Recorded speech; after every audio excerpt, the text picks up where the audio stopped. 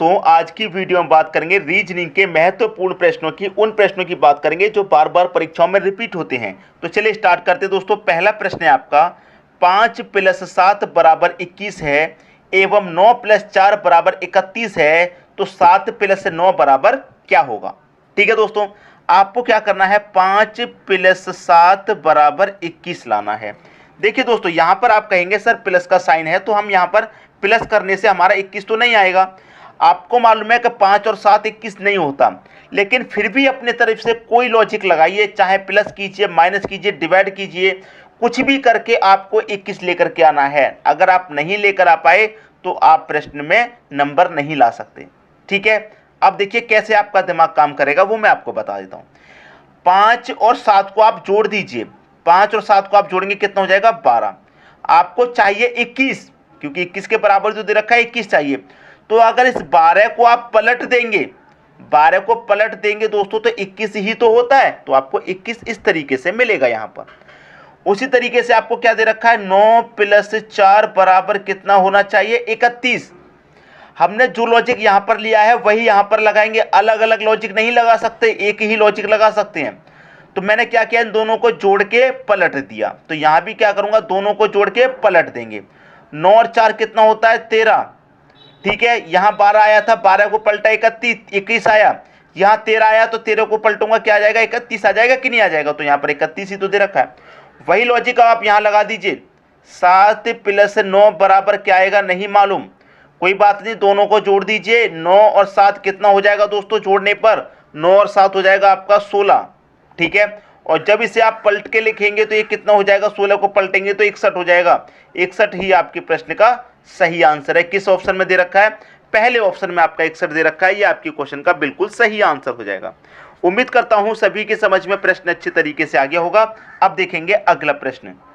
अगला प्रश्न है, एक लड़की ने एक लड़के का परिचय कराते हुए कहा कि यह मेरे चाचा के पिताजी के पुत्री का बेटा है। लड़की का लड़के से क्या संबंध है। देखिए दोस्तों, परिचय कौन करा रहा है, पहले इस बात का ध्यान रखिए। एक लड़की परिचय करा रही है ना, तो उस लड़की को आप यहां पर लिख लीजिए सबसे पहले। ठीक है, लड़की परिचय कराती है, उसका नाम तो हमें पता नहीं है, कोई लड़की परिचय करा रही है। तो यहां पर समझिए क्या कह रहा है, लड़की ने एक लड़के का परिचय कराते हुए कहा कि यह मेरे चाचा, लड़की के कौन, चाचा। क्लियर, लड़की के कौन, चाचा, यहां तक आता ही।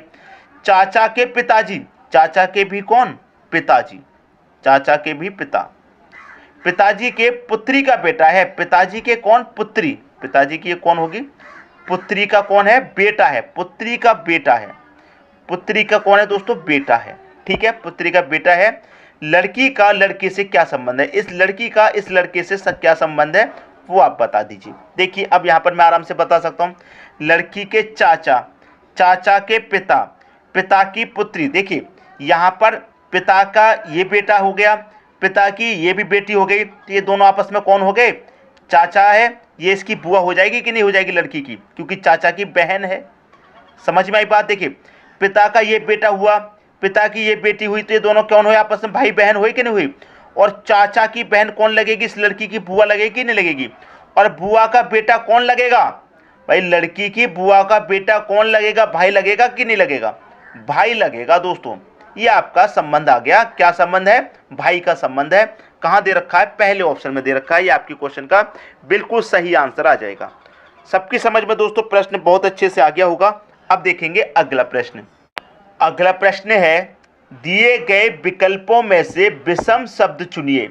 आपके पास 4 विकल्प हैं, 4 में से कोई विषम होगा, वो आपको बताना है। ठीक है, 4 में से कोई एक सही आंसर है, वो आपको बताना है कि वो सही आंसर आपका क्या हो सकता है। कछुआ, बत्तख, व्हेल या फिर कौवा। अब देखिए सभी के दिमाग में एक बात आएगी तुरंत फटाफट कि कछुआ हमारा पानी में रह सकता है, बत्तख भी पानी में रह लेती है, व्हेल मछली भी पानी में, कौवा पानी में नहीं रहता, तो इसलिए कौवा आपका विषम हो जाएगा, ये आपका आंसर हो जाएगा। इस तरीके से आपके दिमाग में बात आएगी, लेकिन इस बात को निकाल दीजिए दिमाग में से। ठीक है, विषम को ढूंढिए और देखिए क्या हो सकता है। यहाँ पर कछुआ है, बत्तख है, व्हेल है और कौवा है। तो यहाँ पर मैं आपको बता दूं जो सही आंसर होगा वो क्या हो जाएगा, व्हेल हो जाएगा। मतलब व्हेल मछली जो होती है, कैसे हो जाएगा, तो मैं आपको बता दूं जो व्हेल होती है ना, व्हेल एक स्तनपायी जानवर है, स्तनपायी जीव होता है एक, याद रखिएगा। अगर इस प्रश्न में आपने गलती कर दी तो आप प्रश्न को फिर नहीं कर पाएंगे। जो व्हेल मछली होती है वो एक क्या होती है, व्हेल एक स्तनपायी जीव है, इसलिए क्या हो जाएगा, ये तीनों स्तनपायी जीव नहीं है, लेकिन जो व्हेल है वो एक स्तनपायी जीव है, इसलिए यहाँ पर जो व्हेल मछली है वो इसका सही आंसर हो जाएगा, इसका विषम शब्द हो जाएगा। सबकी समझ में दोस्तों प्रश्न आ गया। अब देखेंगे अगला प्रश्न। अगला प्रश्न है आपका, दी गई श्रृंखला में गलत संख्या ज्ञात करें।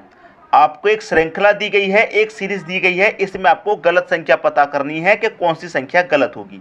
ठीक है, तो देखिए 8 से क्या हो रहा है दोस्तों आपका 16, 16 से हो रहा है 26, 26 से हो रहा है 48। क्या सीरीज बन रही है आगे की तरफ, उसे आप ध्यान से देखिए। अगर देखिए मैं 8 का मल्टीप्लाई 2 से कर दूंगा 16 होगा, और 16 में से 2 को ही माइनस कर दूंगा तो 14। आई बात समझ में। फिर मैं 14 का मल्टीप्लाई 2 से कर दूंगा 28, 28 में से माइनस 2 कर दूंगा तो 26। समझ में आई बात। 26 का मल्टीप्लाई 2 से कर दूंगा 52, और 52 में से भी क्या करूंगा, 2 माइनस करूंगा तो कितना आना चाहिए, 50 आना चाहिए, लेकिन यहाँ कितना दे रखा 48।